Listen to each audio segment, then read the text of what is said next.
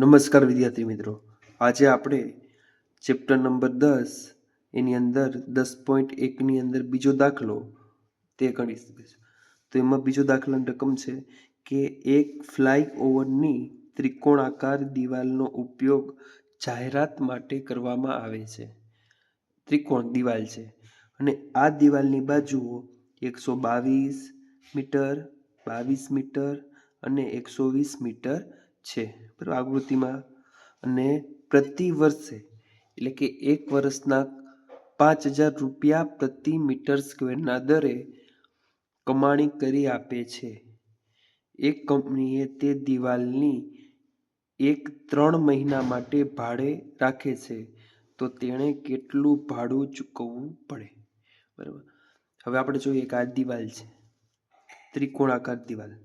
એની અંદર 122 metre, 22 metre અને 120 metre 3 લંબાઈ આપેલી છે. આપણે તો ધારી લઈએ કે એ 122, બી 22, સી 120. આ બધા કેમાં જવાબ છે? આ જે છે તે મીટરમાં છે. કેમાં છે? મીટરની અંદર, બરાબર, મીટર.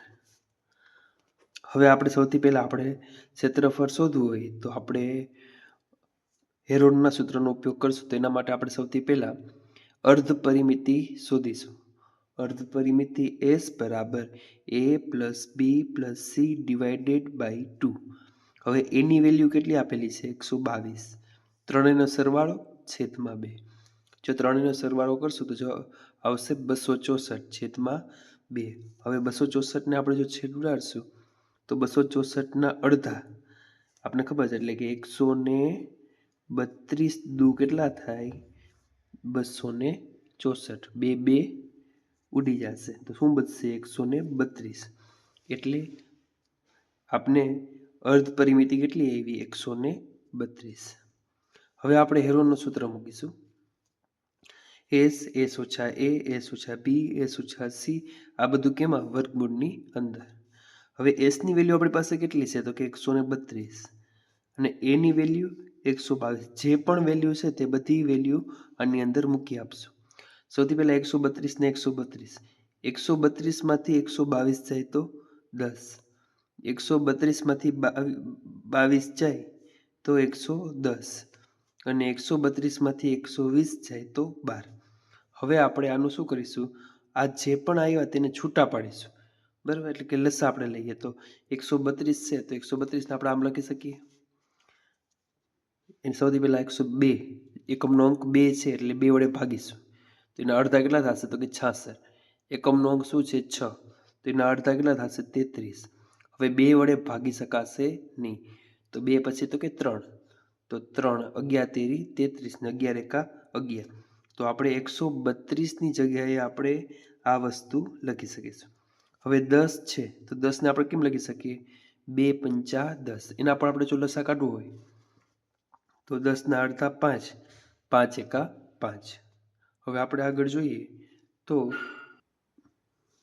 110 છે તો 110ને કેવી રીતે લખી શકાશે? 2 ગુણ્યા 5 ગુણ્યા 11 અને 12ને 2 દુ 4 તેરી 12. હવે જે સરખી હોય જોડી તેને 12, ધારો કે 2 વખત છે તો આપણે 12 એક વખત લખવું.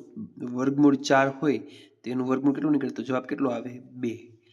એવી જ રીતે અહીંયા 3 છે અને બીજે ક્યાં 3 છે? અહીંયા. તો એ 2 3નો વર્ગ છે તો એ વર્ગમૂળમાંથી બહાર નીકળે તો કેટલા બની જશે? 3. 11 અહીંયા છે અને 11 અહીંયા છે એટલે અહીંયા આવશે એક વખત 11. 2 અહીંયા છે, 2 બીજા અહીંયા છે, પછી એવી રીતે 5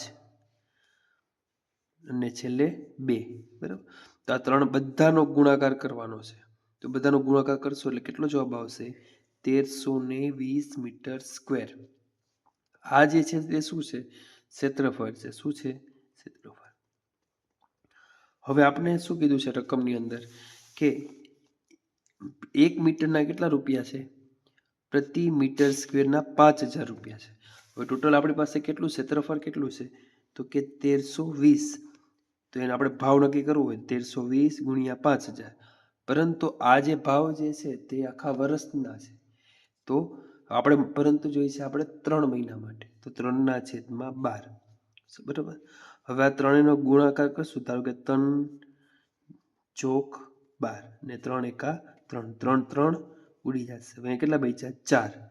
હવે આપણે ખબર છે 4 વડે જો અહીંયા ભાગશું આપણે તો 4 તેરી 12, અહીંયા 1 આવશે, 4 તેરી 12 અને પાછળ મીંડું, 4 4 કટ થઈ જશે. તો બચશે શું?